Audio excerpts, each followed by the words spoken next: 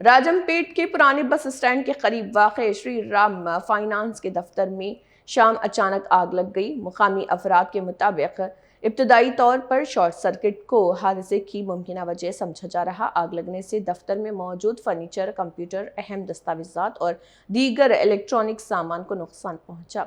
इत्तला मिलते ही fire brigade की team मौके पर पहुंची और आग पर काबू पाने की कार्रवाई शुरू की। हुकाम ने हादसे की असल वजह और माली नुकसान का अंदाजा लगाने के लिए तहकीकात का आगाज कर दिया।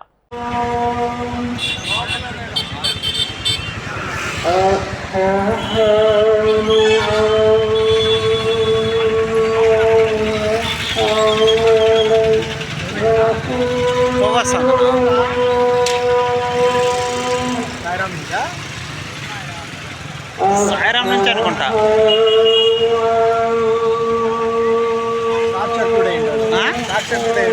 షార్ట్ సర్క్యూట్ అయి ఉంటుంది.